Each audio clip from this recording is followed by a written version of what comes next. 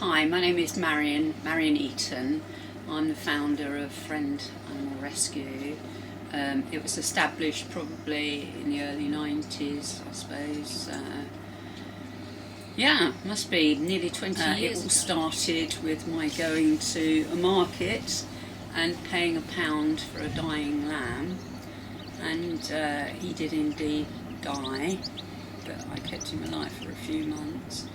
And the impact that that lamb had on the people around us was so profound that it made me realise that if this is a sheep, and sheep are notoriously stupid in the eyes of the general public, then what is a clever one going to be capable of?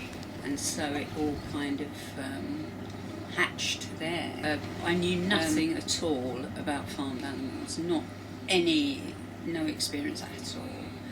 And I was a vegan, and I could see that this lamb was very sick, so I bought him. And it was just before my birthday, and I decided that nobody could tell me off if I bought myself a birthday present. So I bought him for me about 2 days before my birthday. Didn't stop people from telling me off, but it did open a lot of people's eyes as to what a lamb was like. And in fact, I used to say, this is incredible. Of all the lambs in all the world that you could have, how comes I've got the only genius lamb? This is amazing. And then I got another lamb. Well, I'll be blowed if I haven't got the two most incredibly intelligent lambs in the whole world. And then I started to think, well, actually, maybe it's not that I've got two of the most intelligent lambs in the world, but all lambs have this capability. And if they're the dim ones, then, wow, what happens next?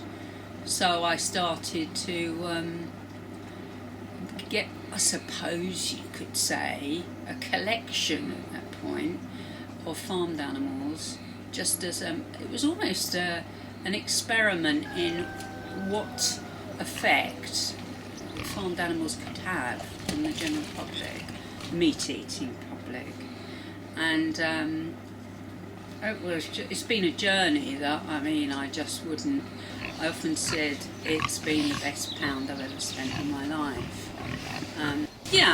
And so from there it just kind of unfolded. Once people knew I had animals here, they started to bring me animals, and then it really officially, I suppose, turned into a sanctuary. And so I started to get lots of animals, and as you will see from the video, they're very diverse. We have a deer here called Leroy, who came to us. He was found hanging upside down as a newborn baby in a fence, and his back leg was perilously injured, down to the bone, and the vet was going to amputate the leg. Hence reason that he's never gone back into the wild, and that he is so tame, because he needed very intensive nursing. Some of the dogs have got horribly sad stories. We have Gert, who is a St Bernard, who was kept on a stairwell and just let out into the garden until she was 18 months old. Her full life was on the stairs. We took her out that. She was very deeply depressed. And then all of a sudden, one day, she just looked at us all as if to say, hey, I can run, I can play, I can do all these things.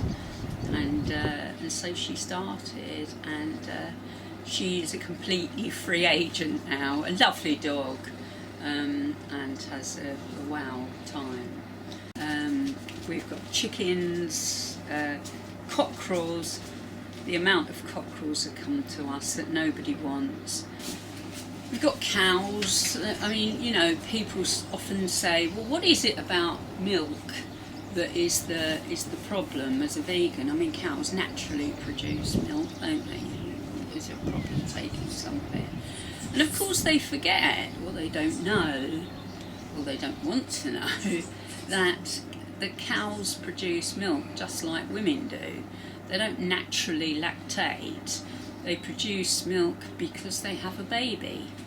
And if their baby wants the milk, then there won't be so much milk for the dairy industry. So yeah, that's kind of it really. We have a variety of farmed animals, very varied in their personalities, and all equally beautiful. And I really would implore anybody who has a conscience to think about veganism as a lifestyle change, because even as a vegetarian, still those calves will die because you want milk. So veganism is really the only honest and truthful way as an animal lover, and not only as an animal lover, but as a human lover, a planet lover, as a decent soul to live. So thank you for giving me the time, and I hope you enjoy seeing the animals. Bye bye.